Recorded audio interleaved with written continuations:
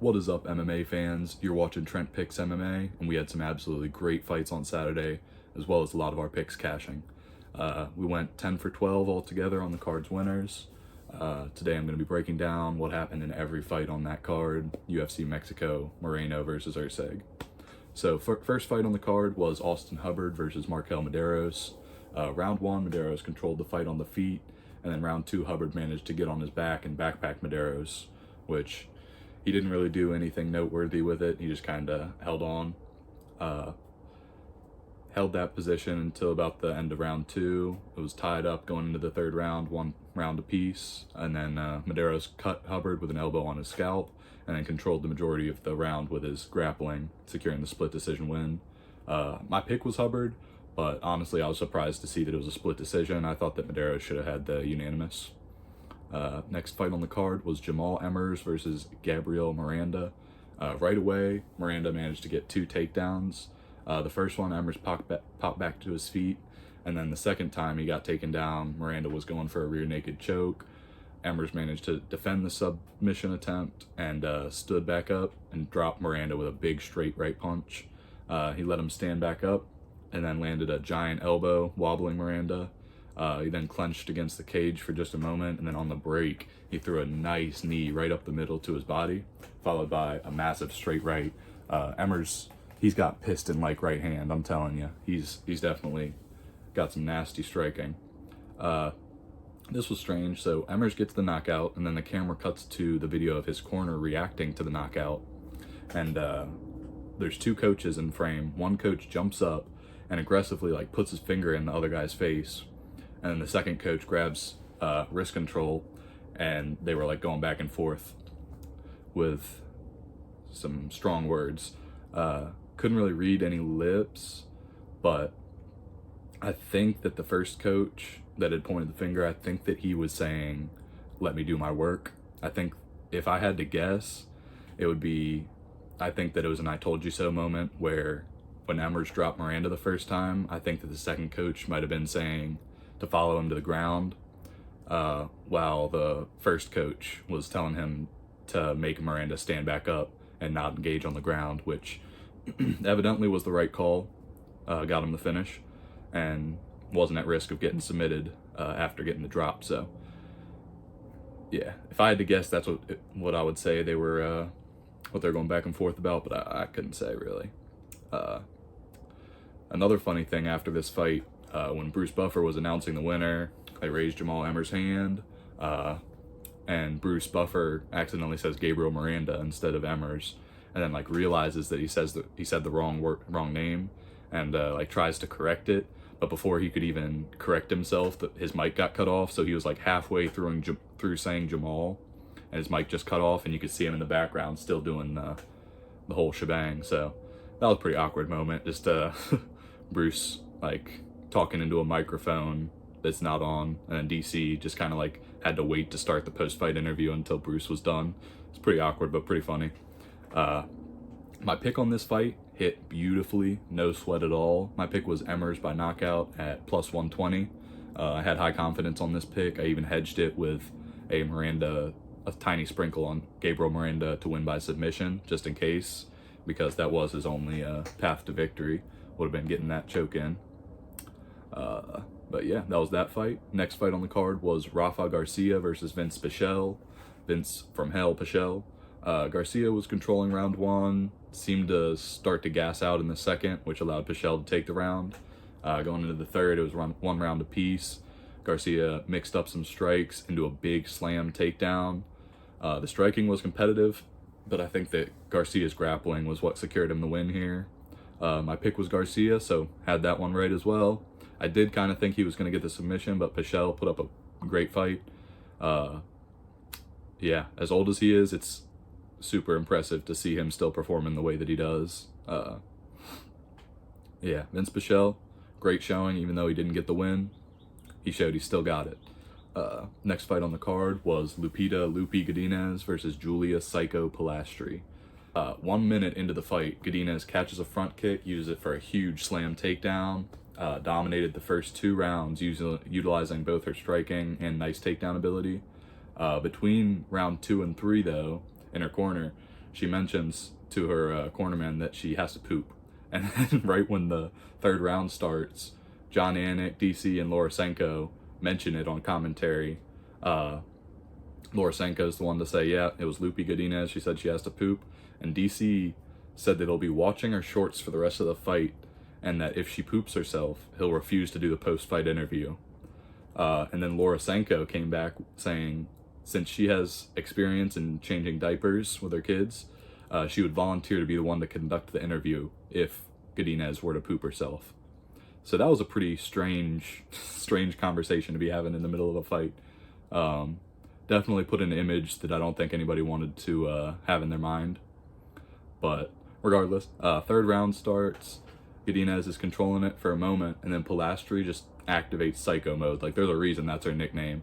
She had her hands down at her hip and was just eating everything that Godinez was throwing at her. It was pretty sick. Reminded me of Michael Myers, the way she just had her hands down, was just walking forward. So that was super sick moment. She's just eating all the punches, and then has her hands at her waist and is throwing punches from the hip. Godinez can't really see them coming, and she's taking big power to the noggin. Godinez was on skates for a moment. Looked like she might get knocked out, but she managed to keep herself composed, managed to get some cage control time to burn the clock, and then was able to keep Polastri at bay until the final buzzer, winning the unanimous decision. My pick on that fight was Godinez winning by decision at -155, and that hit. Next fight on the card was Melquizael Costa versus Christian Rodriguez, C-Rod. It was a competitive round one with lots of time in the clinch, and then in the last minute of the first round, Rodriguez got a takedown and had a pretty tight Darce choke on Costa. Costa managed to escape and scramble into topside control until the end of the first round. Round two, Rodriguez landed a big elbow and then controlled Costa against the cage for a little bit. Costa somehow managed to cut Rodriguez on the eyelid around this time, and then in round three, Rodriguez started taking over using his grappling. Costa was firing back with nice striking before he was taken down for the sixth time that fight. That's a lot of takedowns. Rodriguez held top control until there were only about 10 seconds left, at which point he stood up, attempting to land some ground and pound. Costa won the decision, which I think he was the rightful winner there, and my pick was Costa moneyline at +136. So I might have been a little biased in the judging of that one, but regardless, Costa wins. Next fight on the card was Ateba Gautier versus Jose Medina. Gautier immediately went to work with a sharp jab and then some combinations on Medina. Medina ate a massive punch and just put on a big smile, stuck his tongue out, but you could tell he was hurt pretty bad.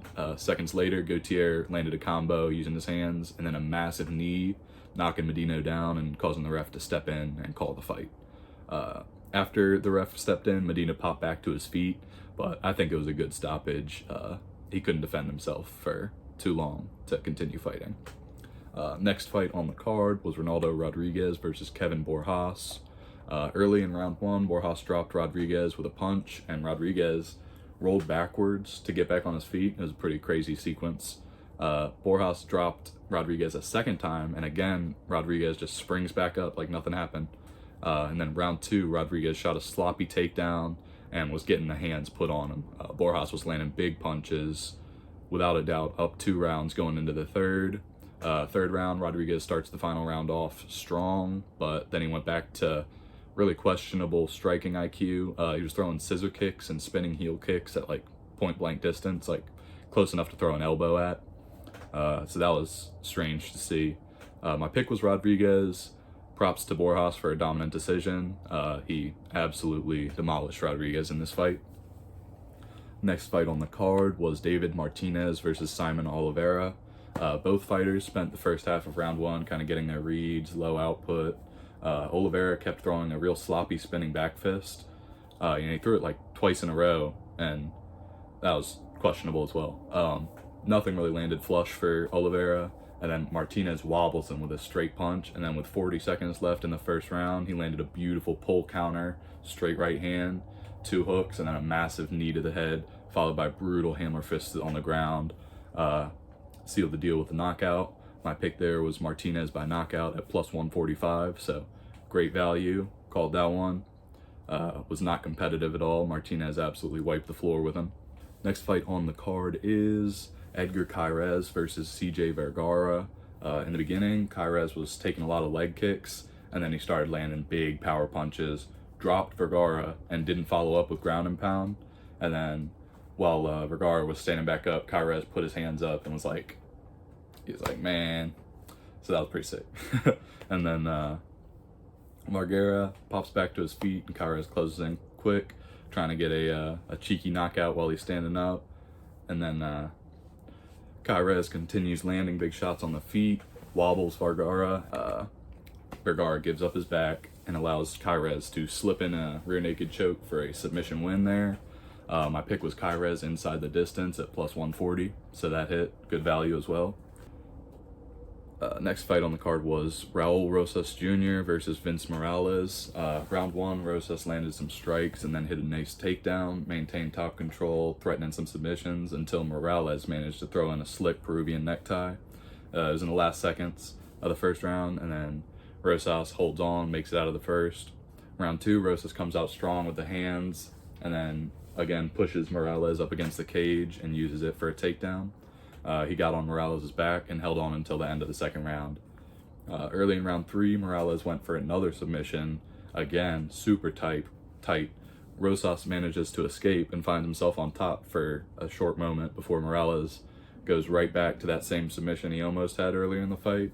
And it was real tight. I thought he might put Rosas out for a moment, but Rosas was in the choke, holding his thumb up for the ref, signaling that he was not out. He was definitely getting close though. Buzzer goes off, they separate, and Rosas pops back to his feet. Good look for him. This fight, however, I don't know how it looked for Raul Rosas Jr. I mean, he was being out-grappled for an alarming amount of time, and he's supposed to be, specialty grappler. So that was not a good look for him to be struggling at moments against Vince Morales. He is still really young, as he mentioned on the mic afterwards, so you can't expect him to be top tier already. But yeah, he won by a decision. My guess was that he was going to get the submission, but he didn't end up doing that. He seems to really like just keeping control time. He doesn't really go for big ground and pound. He doesn't put himself too far at risk by going for submissions either. He'll gladly just hold on to your back until the buzzer goes off and then be like, all right, I won that round, which makes sense. Not the most entertaining, but it is what it is. Chiwiwis, as they say. Next fight on the card was Manuel Torres versus Drew Dober. Manuel Torres immediately started landing big shots in the first, drops Dober in the first 2 minutes. Dober tried to turn it into a takedown, latching onto his leg and holding on for dear life while Torres just rained down massive elbows on his noggin. It could have been stopped quite a few strikes earlier, in my opinion. I thought Dober sustained some unnecessary extra damage there, but after the ref stopped it, Dober, once he regained consciousness, popped back up and squared back up thinking that the fight was still going, and then seemed real confused until he was out of the octagon, which was, you never want to see that at all, but that's the game they play. This was my favorite pick on the card. I had Torres inside the distance at plus 120, and I even called him landing massive elbows. I said that would be the deciding factor, so that was a great pick. Yeah, Torres inside the distance at plus 120. Good stuff. And then for the main event of the evening, we had Brandon Moreno versus Steve Erceg. Some say it looked like McLovin versus Michael from The Office. Moreno opened up those first 2 rounds just throwing with heat in his hands, big power. He seemed to be trending towards getting the knockout, but after the first 2 rounds were like really one-way traffic for Moreno, Erceg sort of locked in, started landing himself in the third. He even managed to get the live odds near even at one point. Surprisingly, this whole fight there was basically 0 grappling, but regardless, Moreno wins a hard-fought but dominant decision, finally getting that win that he really wanted in his home country. He had tried quite a few times before and just wasn't going his way in Mexico, but glad to see him finally get that win there. And yeah, that was the whole card. As a recap, I'll go over my successful picks. I would say it was a great card, super entertaining, especially for a fight night. My picks, money line wise, went 10 and 12. The only 2 fights that I was wrong on were Borjas getting the win and Mederos getting the win. I called some high value props, including Emmers by knockout, plus 120, Costa by money line, plus 136, Martinez by KO at plus 145, Chairez inside the distance at plus 140, Torres inside the distance at plus 120, and Godinez winning a decision at minus 155. So all in all, I would say that was a really good card. Super exciting to watch from start to finish. And yeah, this has been Trent Picks MMA. I appreciate you for watching and sticking around. And I hope you have a great week. Looking forward to this weekend's card as well. Yeah, have a good one, y'all. Be safe.